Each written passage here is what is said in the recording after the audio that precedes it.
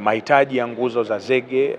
katika mwaka wa fedha tu huu 25-26 ilikuwa ni nguzo 200,000, lakini utaona kwamba uzalishaji uliokuwa umefanyika haufiki nguzo 80,000. Kwa hiyo bado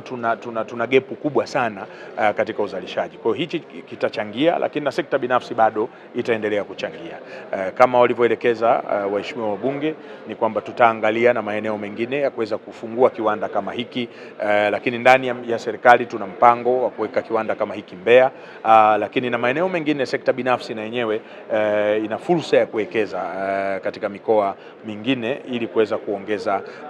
uzalishaji wa nguzo hizi. Kwa hiyo hatuwezi kumaliza kubadili nguzo zote kwa siku moja wala mwaka mmoja wala miaka miwili, lakini vile vile kwa wateja wanavyozidi kuongezeka na REA inavyozidi kupeleka umeme hadi vitongojini, maana yake demand bado ni kubwa mno ya nguzo za zege. Kwa hiyo tunatamani kuona pia na sekta binafsi wakijenga viwanda kama hivi maeneo mbalimbali. Tayari tunao sekta binafsi ambao ndio walianza kabla ya kiwanda hiki, ambao nguzo za zege mnazoziona mtaani kwa sasa zimetokana na sekta binafsi ambayo imeendelea kuchangia nguzo hizo. Walianza kama 40,000 na tena wakaja kama 40,000 na sasa wanamalizia kama 40,000. Kwa hiyo nguzo za zege ambazo zimeshasimikwa kwenye transmission na distribution kama 120,000, lakini bado tuna nguzo nyingi sana ambazo zinahitaji kubadilishwa. Maeneo ya kipaumbele ambayo tumeyaweka kama kamati ambayo ilizungumza na imesema na sisi kama serikali, maeneo ya kipaumbele ya kwanza ni yale maeneo ambayo ni yenye unyevu, yenye maji, maeneo ambayo huwa yanapata mafuriko, ambapo kwa nguzo za miti huwa zinaoza kwa haraka na kudondoka na baadaye kupelekea kupoteza umeme na wananchi kukaa bila umeme kwa muda, ili tuweze kwenda kubadili nguzo zile. Lakini pia maeneo ambayo huwa yanawaka moto kwa rahisi kwenye misitu,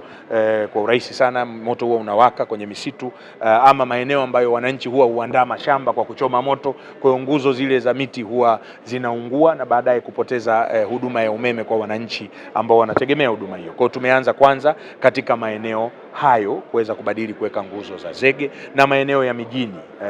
tumeanza kubadili kuweka nguzo za zege, na tutaendelea kufanya hivyo kubadili nguzo za zege maeneo mbalimbali.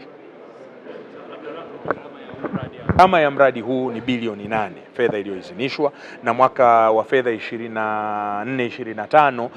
ilitoka shilingi bilioni 2 ambao ndio ilikaanza kama advance ya ujenzi wa mradi huu. Lakini katika mwaka wa fedha huu ambao tupo wa 25-26 ilitoka kama bilioni 4.4 ambapo inafikisha jumla ambayo imetumika mpaka sasa, mnaona na uzalishaji umeanza kuwa kama bilioni 6.4 hivi ambayo imeshatumika, lakini bado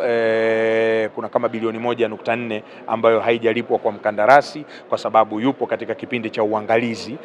na vile vile kutoa mafunzo kwa watumishi wataofanya kazi hapa. Kama mmeona hivyo, mkandarasi yupo bado hapa site vile vile, na atakapokamilisha hapo ndipo certificate ya mwisho atalipwa na kufanya jumla ya gharama hiyo kufika budget iliyoidhinishwa ni bilioni 8, lakini